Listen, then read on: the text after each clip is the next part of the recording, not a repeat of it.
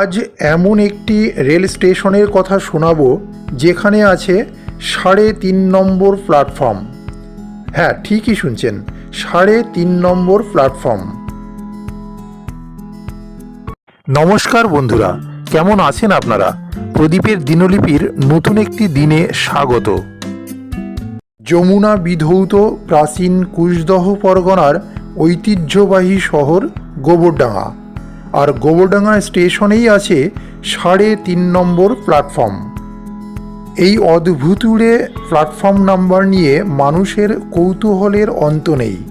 সম্প্রতি তথ্য জানার অধিকার আইনে রেল মন্ত্রকের কাছে জানতে চেয়েছিলেন পাঁচপোতা নিবাসী জ্যোতিপ্রকাশ ঘোষ।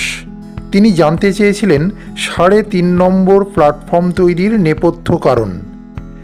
তার জবাবে রেল মন্ত্রক জানিয়েছিলেন এ বিষয়ে তাদের কাছে কোনো প্রামাণ্য নথি নেই।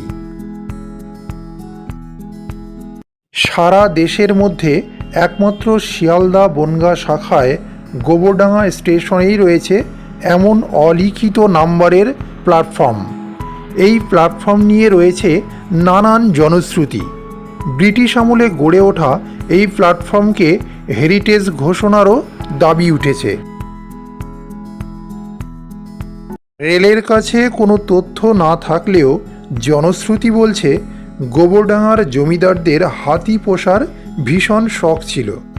জমিদার বাড়ির হাতিশালে বিভিন্ন দেশের হাতি থাকত। তা দেখে বাংলাদেশের এক নবাব মজল হাতির প্রেমে। পরিস্থিতি এমন পর্যায়ে এলো, জমিদারদের কাছে নবাবদের কাছ থেকে আবদার এলো কিছু হাতি পাঠানোর জন্য। তখন শিয়ালদা থেকে সরাসরি ট্রেন চলত খুলনা। মুশকিল আসানে এগিয়ে এলেন ব্রিটিশ রেল কর্তৃপক্ষ। ট্রেনে হাতি তোলার জন্য গোবরডাঙ্গা স্টেশনের এক পাশে বানানো হলো তুলনামূলকভাবে নিচু এক প্ল্যাটফর্ম। সেটাই ইতিহাসের সাক্ষী হয়ে এখনও দৃশ্যমান অলিখিত এই 3.5 নম্বর প্ল্যাটফর্ম হিসাবে। এই নিচু প্ল্যাটফর্ম থেকেই ট্রেনে তোলা হয়েছিল হাতি। পরবর্তীতে বিভিন্ন স্থানে হাতি নিয়ে যাওয়ার জন্য এই প্ল্যাটফর্মকেই ব্যবহার করা হতো, যদিও এই বিষয়ে কোথাও কোনো প্রামাণ্য নথি নেই। একদা গোবরডাঙ্গা স্টেশন সংলগ্ন এলাকায় প্রচুর পাট চাষ হতো। এই 3.5 নম্বর প্ল্যাটফর্মের পাশেই ছিল এক পাটের গুদাম। শোনা যায় চটকলে পাট পাঠানোর জন্য এই নিচু প্ল্যাটফর্মকে কাজে লাগানো হতো।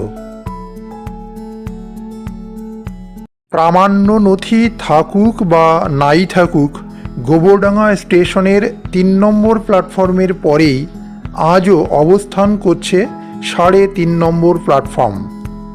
পরিশেষে একথাই বলবো, বেঁচে থাকুক গোবরডাঙ্গাবাসীর আবেগ, অটুট থাকুক জনশ্রুতি, সংরক্ষণ করা হোক ইতিহাসের সাক্ষী হয়ে দাঁড়িয়ে থাকা এই 3.5 নম্বর প্ল্যাটফর্ম।